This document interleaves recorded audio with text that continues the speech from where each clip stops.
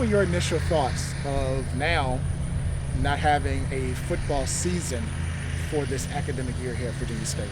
Yeah, so it's extremely different. Obviously, right now we would be active and playing. We really had our hopes up about, playing in the spring, but obviously the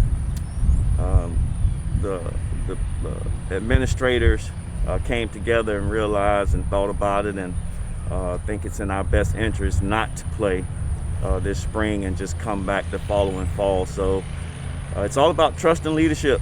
I trust our people here, trust the people in the CIAA, and obviously our student athletes was all excited about having an opportunity to play, but this was kind of a downer.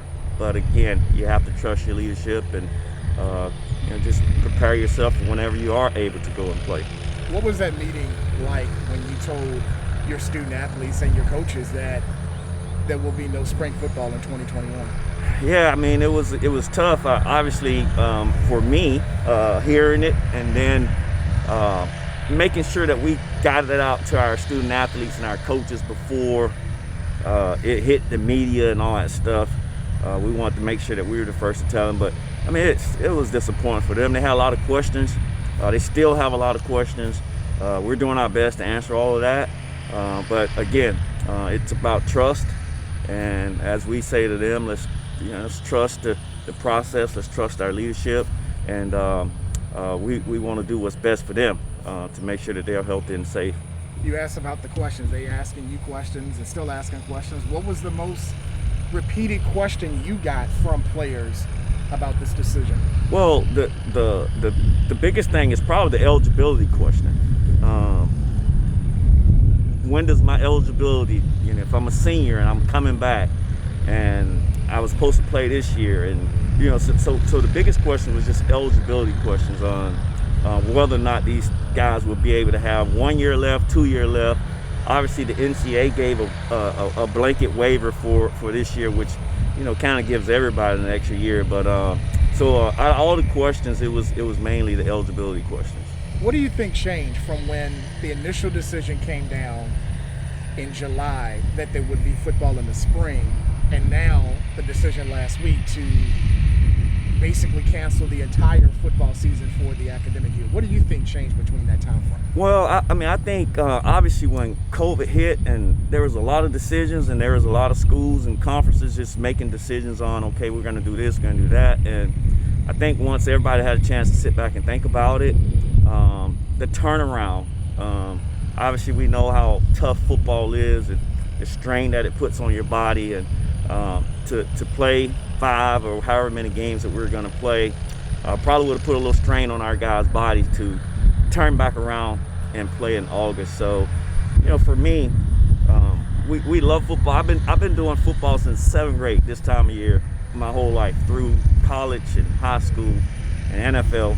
So obviously it's different, but again, it's about trusting your leadership and knowing that they're doing what's best for us all, and the student athletes, of course.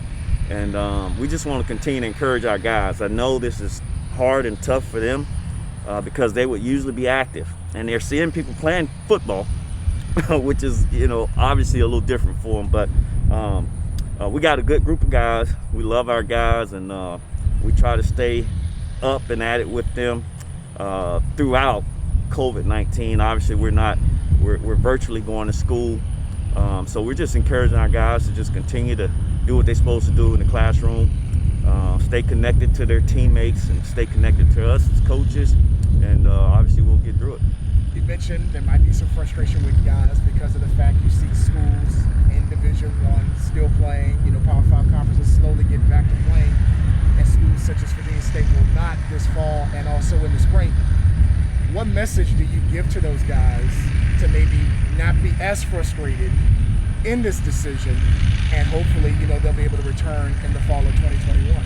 Yeah, I mean, we talk about everybody have to stay in their lane, and everybody has to just focus on where you are and what your process is. And I mean, now it's an opportunity to watch football and learn some things from the people who are playing, it's all about getting better and not bitter over it. It's trusting our leadership, trusting our conference that they're doing the right thing for the student athletes, and we'll get our chance. At some point, as we've been mentioning to our guys, contact will be made.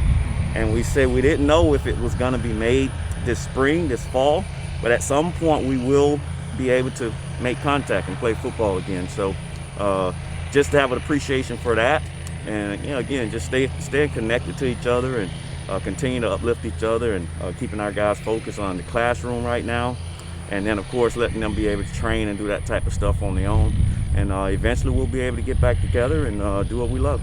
Now with no football in the spring, how does that look differently for you guys moving forward? Well, so one of the things that we're talking about, we will have spring ball, so we will get an opportunity to practice and get our 15 days of practice, which we typically would do in March and April, have our spring game. So those are the things that we're talking about, looking forward to. We still will have an opportunity. It's on myself and our coaches to be creative and create a nice atmosphere for our guys when we're doing that spring football. But so once we come back in January, our guys will start working out, lifting, accountable related activities. And then of course over in March, we'll start our spring football.